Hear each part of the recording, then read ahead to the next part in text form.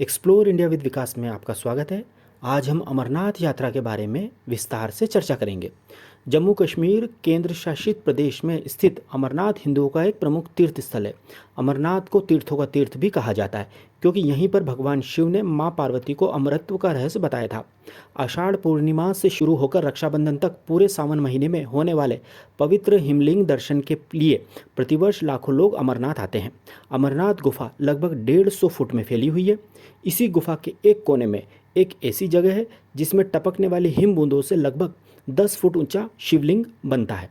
श्रावण पूर्णिमा को यह अपने पूरे आकार में आ जाता है और अमावस्या तक धीरे धीरे छोटा होता जाता है।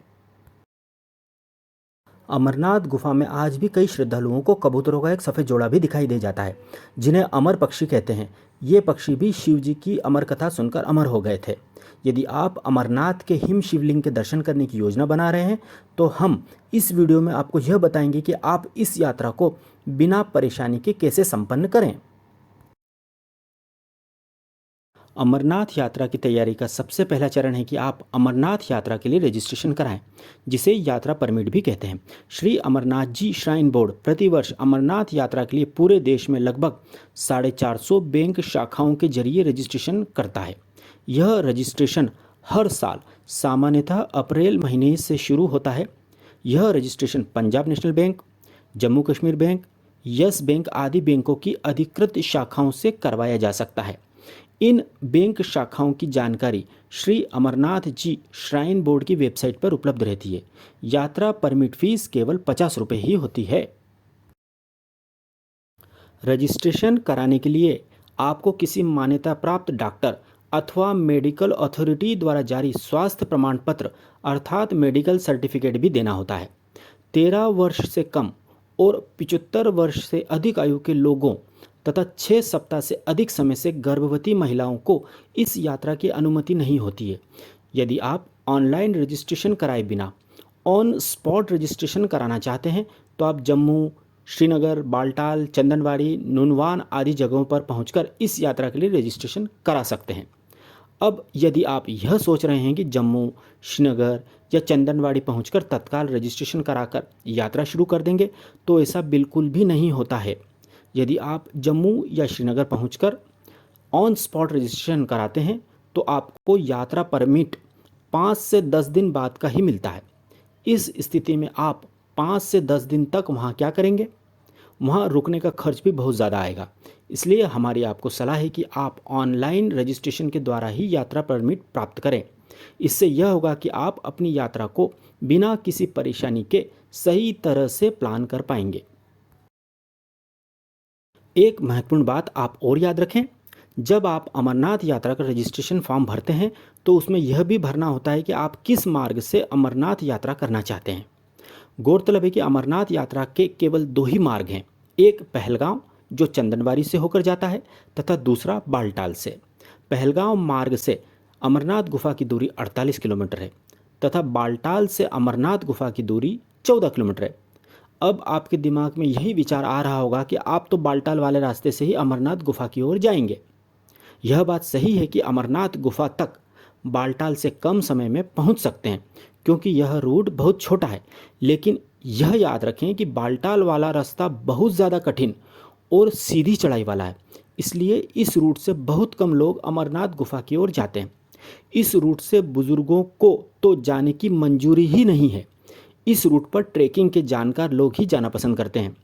आप हिमलिंग के दर्शन करने के उपरांत लौटते समय बालटाल रूट से आ सकते हैं क्योंकि इस रूट से उतरना थोड़ा आसान है। इसलिए हमारी आपको सलाह है कि आप पहलगाम वाले रास्ते से ही अमरनाथ गुफा की ओर यात्रा करें। पहलगाम रूट अमरनाथ यात्रा का सबसे पुराना और ऐतिहासिक रूट है। इस रूट से गुफा तक पहुंचने में करीब 3 दिन लगते हैं, लेकिन यह ज़्यादा कठिन नहीं है। आप इस रूट से बम भोले का जयकारा करते हुए कब अमरनाथ गुफा पहुंच जाएंगे आपको पता ही नहीं चलेगा। अब आपके सामने यह प्रश्न उत्पन्न हो रहा होगा कि आप अपने शहर से पहलगाम या बालटाल कैसे पहुंचे। तो इसके 3 तरीके हैं, एक सड़क मार्ग, दूसरा है रेल मार्ग, तीसरा है हवाई मार्ग। सड़क के रास्ते पहलगाम पहुंचने के लिए आपको पहले जम्मू तक आना होगा, फिर जम्मू से श्रीनगर तक का सफ़र बस से करना होगा। श्रीनगर से आप पहलगाम या बालटाल बस या टैक्सी से पहुंच सकते हैं। श्रीनगर से पहलगांव करीब 52 किलोमीटर और बालटाल करीब 93 किलोमीटर दूर है। दिल्ली से नियमित तौर पर बस सेवा श्रीनगर तक उपलब्ध रहती है। यदि रेल की बात करें तो पहलगांव तक कोई सीधी रेल सेवा नहीं है। आपको अपने शहर से जम्मू तक ट्रेन से आना होगा। जम्मू तक देश के सभी बड़े शहरों से ट्रेनें चलती हैं। जम्मू तक ट्रेन से आने के बाद आपको पहलगाम या बालटाल तक का सफ़र बस या टैक्सी से करना होगा। जम्मू से सड़क मार्ग से पहलगाम या बालटाल पहुंचने में करीब 12 से 13 घंटे का समय लगता है। अब यदि हवाई मार्ग की बात करें तो पहलगांव से सबसे नज़दीकी एयरपोर्ट श्रीनगर में है। श्रीनगर एयरपोर्ट देश के लगभग सभी बड़े शहरों से जुड़ा हुआ है। श्रीनगर से आप बस के द्वारा भी पहलगांव तक जा सकते हैं, जिसमें करीब 2.5 घंटे लगते हैं। इसके अलावा आप टैक्सी से भी पहलगांव पहुंच सकते हैं, इसमें करीब 2 घंटे का समय लगता है। पहलगांव पहुंचने के बाद आप अपनी ऑनलाइन बुक होटल में चेक इन करें। यदि आपने होटल ऑनलाइन बुक नहीं की है तो आप सीधे किसी भी होटल में जाकर रूम बुक कर सकते हैं। चूँकि अमरनाथ यात्रा के दौरान हज़ारों यात्री पहलगांव में ही ठहरते हैं तथा होटलों में बहुत ज़्यादा भीड़ रहती है, इसलिए ऑनलाइन होटल बुक करना ज़्यादा अच्छा रहेगा। ऑनलाइन बुक करने पर होटल का प्रतिदिन का किराया लगभग 1,000 रुपये ही पड़ेगा। परंतु यदि आप ऑनलाइन होटल बुक नहीं करते हैं तो पहलगांव में ज़्यादा भीड़ होने पर आपसे होटल वाले मनमाना किराया वसूल करते हैं, जो कि प्रतिदिन 3,000 रुपये तक हो सकता है। इसलिए आप ऑनलाइन ही होटल बुक करें। अपनी होटल में चेक इन करने के बाद आप रात का डिनर करने के लिए पास के किसी लंगर में चले जाएं। चूँकि पहलगांव वार्षिक अमरनाथ यात्रा का बेस कैंप है, इसलिए अमरनाथ यात्रा के दौरान यहाँ कई सारे लंगर अर्थात भंडारे चलते हैं। आप इन भंडारों में मुफ्त में स्वादिष्ट भोजन कर सकते हैं। इसके बाद आप अपनी होटल में आकर रेस्ट करें। इस तरह आपका अमरनाथ यात्रा का पहला दिन समाप्त होता है। अगले दिन अर्थात दूसरे दिन आप सुबह जल्दी से तैयार होकर अपनी होटल से चेकआउट करें और चंदनवाड़ी के लिए प्रस्थान करें। यह अच्छी बात है कि पहलगांव से चंदनवाड़ी तक पैदल नहीं जाना पड़ता है। पहलगांव से चंदनवाड़ी तक जम्मू कश्मीर ट्रांसपोर्ट की बस से अथवा टैक्सी या शेयर टैक्सी से पहुंचा जा सकता है। पहलगांव से चंदनवाड़ी की दूरी केवल 16 किलोमीटर है, परंतु सिंगल रोड होने तथा हेवी ट्रैफिक के कारण पहलगांव से चंदनवाड़ी पहुंचने में 1 से 2 घंटे लग जाते हैं। चंदनवाड़ी से ही अमरनाथ यात्रा की पैदल चढ़ाई प्रारंभ होती है।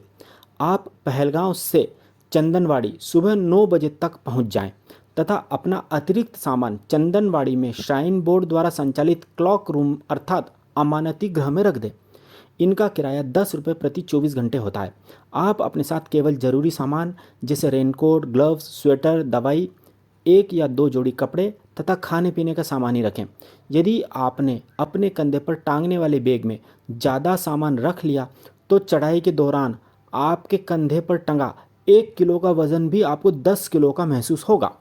चंदनवाड़ी की दुकानों से आप एक लकड़ी खरीद लीजिएगा जो चढ़ने में आपकी बहुत सहायता करेगी। यह याद रखें कि आप अपने यात्रा दस्तावेज जैसे यात्रा का रजिस्ट्रेशन, मेडिकल सर्टिफिकेट तथा आधार कार्ड हमेशा अपने साथ ही रखें, क्योंकि यात्रा के दौरान कई जगह इनकी जांच भी की जाती है। गौरतलब है कि भगवान शंकर जब पार्वती जी को अमर कथा सुनाने ले जा रहे थे तो उन्होंने माथे के चंदन को चंदनवाड़ी में उतारा, अपने शरीर के पिस्सुओं को पिस्सू टॉप पर और गले के शेषनाग को शेषनाग नामक स्थान पर छोड़ा था। ये तमाम स्थल अब भी पहलगांव के रास्ते से अमरनाथ यात्रा में आते हैं। अब हम इस यात्रा मार्ग के बारे में बात करते हैं। चंदनवाड़ी से आगे चढ़ाई प्रारंभ करने पर पहला पड़ाव पिस्सू टॉप आता है, जो कि चंदनवाड़ी से लगभग 3 किलोमीटर दूर है। पिस्सू टॉप से अगला पड़ाव शेषनाग नामक स्थान आता है। पिस्सू टॉप से शेषनाग की दूरी लगभग 11 किलोमीटर है। शेषनाग से अगला यात्रा पड़ाव महागुनास टॉप आता है, जो कि शेषनाग से लगभग 4 किलोमीटर दूर है। महागुनास टॉप से अगला पड़ाव पंचतरणी आता है, जो कि महागुनास टॉप से 9 किलोमीटर दूर है। पंचतरणी से संगम नामक अगला पड़ाव 3 किलोमीटर दूर है। संगम वह स्थान है जहां बालटाल तथा चंदनवाड़ी से आने वाले दोनों रास्ते मिल जाते हैं। संगम नामक स्थान से पवित्र अमरनाथ गुफा की दूरी केवल 3 किलोमीटर है। चलिए अब आगे बढ़ते हैं। चंदनवाड़ी से चढ़ाई करने पर पहला पड़ाव पिस्सू टॉप आता है, जो कि चंदनवाड़ी से लगभग 3 किलोमीटर दूर है। पिस्सू टॉप तक की चढ़ाई थोड़ी कठिन है, परंतु आप रुकते रुकते यदि चढ़ाई करेंगे तो आपको ज़्यादा थकान महसूस नहीं होगी। पिस्सू टॉप पर आप भंडारे में चाय नाश्ता या भोजन करके शेषनाग की ओर चलना प्रारंभ करें। पिस्सू टॉप से शेषनाग की दूरी लगभग 11 किलोमीटर है। पिस्सू टॉप से शेषनाग की चढ़ाई आसान है। शेषनाग तक पहुंचते पहुंचते आपको शाम हो जाएगी। अब आपको शेषनाग में ही रात्रि विश्राम करना होगा। रात्रि विश्राम के लिए आपको शेषनाग में अमरनाथ श्राइन बोर्ड के टेंट में ठहरना होगा। एक टेंट में विश्राम करने के लिए 5 से 7 पलंग लगे होते हैं तथा शेषनाग में एक पलंग का एक रात का किराया 375 रुपये होता है। पलंग के साथ बिस्तर, कंबल तथा रजाई भी प्रदान की जाती है। शेषनाग में भंडारे अर्थात लंगर में मुफ्त में भोजन करने के बाद आप अपने टेंट में रात्रि विश्राम करें। इस तरह आपका अमरनाथ यात्रा का दूसरा दिन समाप्त होता है। शेषनाग में अगले दिन सुबह उठकर आप फ्रेश होकर लंगर में ब्रेकफास्ट कर लें। ब्रेकफास्ट करने के बाद आप स्नान करने के लिए गर्म पानी की बाल्टी खरीद लें। यहाँ 50 रुपये में गर्म पानी की एक बाल्टी मिलती है। स्नान करने के उपरांत आप 9 बजे तक अपनी आगे की यात्रा प्रारंभ कर दें। शेषनाग से चलकर महागुना स्टॉप, जिसे गणेश टॉप भी बोलते हैं, आता है। यह शेषनाग से लगभग 4 किलोमीटर की दूरी पर है। यह एक बर्फीला दर्रा है। इस जगह के बारे में कहा जाता है कि कई बार तो यहाँ ऑक्सीजन इतनी कम हो जाती है कि माचिस भी नहीं जलती है। परंतु अमरनाथ यात्रा के दौरान यदि आप रुकते रुकते तथा आराम से चलेंगे तो आपको ऑक्सीजन की कमी कभी भी महसूस नहीं होगी। यदि आपको रास्ते में कोई स्वास्थ्य संबंधी परेशानी हो तो बॉर्डर सिक्योरिटी फोर्स अर्थात बीएसएफ के डॉक्टर जगह जगह फ्री मेडिकल कैंप में तैनात रहते हैं, जो आपकी तत्काल मदद कर देंगे। महागुना स्टॉप पर पहुंचकर आप चाय पीकर आगे की यात्रा जारी रखें। महागुना स्टॉप के बाद अगला स्पॉट पीयूष पत्री आता है, जहां आप लंगर में भोजन कर लें। भोजन के उपरांत आप पीयूष पत्री से पंचतरणी की ओर प्रस्थान करें। गौरतलब है कि पंचतरणी काफ़ी चौड़ी घाटी है जिसमें 5 नदियों की धाराएं बहती हैं। आप लगभग 4 से 5 बजे तक पंचतरणी पहुंच जाएंगे। रात्रि विश्राम आपको यहीं करना होगा। पंचतरणी में आप लंगर में भोजन करने के बाद टेंट में जाकर अपने पलंग पर विश्राम करें।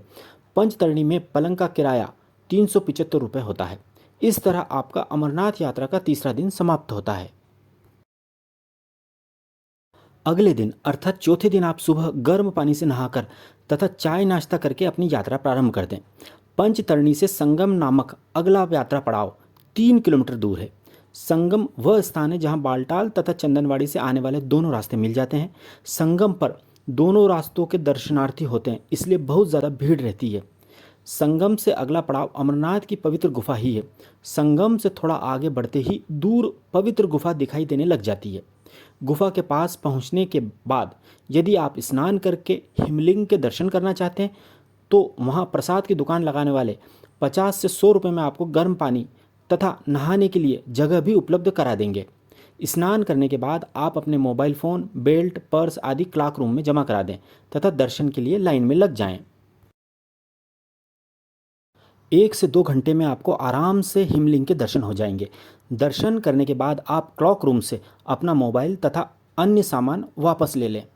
यह बात भी याद रखें कि गुफा के भीतर फोटोग्राफी की अनुमति नहीं होती है। इसके बाद आप गुफा के पास लगे कई सारे लंगरों में से किसी भी लंगर में भोजन कर लें। भोजन करते करते आपको दोपहर के 3 बज जाएंगे। आप चाहें तो रात्रि विश्राम गुफा के पास के टेंट में कर सकते हैं, परंतु हमारा आपको सुझाव है कि आप वापस पंचतरणी में जाकर रात्रि विश्राम करें, क्योंकि पवित्र गुफा बहुत ऊंचाई पर स्थित है, जिसके कारण इस स्थान पर ऑक्सीजन की कमी होती है तथा ठंड भी बहुत अधिक होती है। आप आराम से 2 से 3 घंटे में पंचतरणी पहुंच जाएंगे। आप पंचतरणी के लंगर में भोजन करने के बाद अपने टेंट में विश्राम करें। इस तरह आपका अमरनाथ यात्रा का चौथा दिन समाप्त होता है। अगले दिन अर्थात 5वें दिन आप सुबह नहाने तथा नाश्ता करने के उपरांत पंचतरणी से चंदनवाड़ी की ओर प्रस्थान करें। नीचे उतरने में आपको बहुत कम समय लगेगा तथा आप शाम के पहले ही चंदनवाड़ी पहुंच जाएंगे। चंदनवाड़ी पहुंचकर आप टैक्सी अथवा शेयर टैक्सी से पहलगांव जाएं। पहलगांव में आप किसी लंगर में रात का भोजन करें तथा अपने द्वारा बुक ऑनलाइन होटल में रेस्ट करें। छठे दिन आप सुबह का ब्रेकफास्ट करें तथा अपने गृह नगर की ओर प्रस्थान करें। यदि आपके पास 1-2 दिन का अतिरिक्त समय हो तो आप श्रीनगर, पहलगांव तथा गुलमर्ग घूम आइए, क्योंकि कश्मीर आए और श्रीनगर तथा गुलमर्ग नहीं देखा तो एक कसक हमेशा आपके दिल में रह जाएगी। गुलमर्ग में आप गंडोला राइड का भी आनंद लीजिएगा। कश्मीर के टूरिस्ट प्लेसेस की जानकारी के लिए आप हमारा कश्मीर टूर गाइड वीडियो ज़रूर देखें। अमरनाथ यात्रा से जुड़ी प्रमुख बातें इस प्रकार हैं। फर्स्ट है, बिना यात्रा परमिट मिले आप अमरनाथ यात्रा पर न जाएं। सेकंड है, हमेशा अपने साथ यात्रा परमिट, आधार कार्ड तथा मेडिकल सर्टिफिकेट रखें। थर्ड है, आपके पूरे ग्रुप में से कम एक मेंबर के पास BSNL की पोस्टपेड सिम ज़रूरी है, क्योंकि कश्मीर में जाते ही आपका मोबाइल कम्युनिकेशन बंद हो जाएगा, क्योंकि कश्मीर में केवल BSNL पोस्टपेड सिम ही चलती हैं। तो इस स्थिति में आप अपने शहर के BSNL ऑफिस से पोस्टपेड सिम ज़रूर ले लें। यात्रा समाप्ति के उपरांत आप पोस्टपेड सिम बंद करवा दीजिएगा। नेक्स्ट है, इस यात्रा में अच्छी क्वालिटी के तथा हेवी ग्रिप वाले कम वजन के वाटरप्रूफ जूते ज़रूर पहनें। नेक्स्ट है, अपने साथ रेनकोट, हाथ के दस्ताने, मंकी केप तथा थर्मल वियर ज़रूर रखें। नेक्स्ट है, आवश्यक मेडिसिन्स इस यात्रा में अपने साथ ज़रूर रखें, जैसे पैरासीटामोल, विक्स, ग्लूकोज, सर दर्द की टेबलेट, खांसी की दवाई तथा पैर दर्द ठीक करने के लिए मूव या वोलिनी स्प्रे आदि। नेक्स्ट है, अपने बैग में कुछ चॉकलेट, बिस्कुट, ड्राई फ्रूट्स तथा पीने का पानी हमेशा रखें। नेक्स्ट है, अपनी पीठ पर टांगने के लिए वाटर प्रूफ बैग ज़रूर रखें। नेक्स्ट है, इस अमरनाथ यात्रा की सुरक्षा का जिम्मा भारतीय सेना तथा बॉर्डर सिक्योरिटी फोर्स का होता है, इसलिए आप उनके द्वारा दिए गए हर आदेश का पालन करें। यदि आप इन बातों का ध्यान रख लेंगे तो आप अमरनाथ यात्रा बिना किसी विघ्न के संपन्न कर पाएंगे। यदि आप घोड़े अर्थात पोनी पर बैठकर यह यात्रा करना चाहते हैं तो आप घोड़े पर बहुत ज़्यादा सावधानी से तथा सतर्कता से आगे की ओर झुककर बैठे, क्योंकि कहा जाता है कि सावधानी हटी और दुर्घटना घटी। अब हम इस 6 दिन की अमरनाथ यात्रा के कुल खर्च की बात करते हैं। 4 लोगों का अपने गृह नगर से चंदनवाड़ी तक आने जाने का टैक्सी, बस तथा ट्रेन का कुल किराया 8,000 रुपये। 4 लोगों का 2 दिन का होटल का किराया 2,500 रुपये।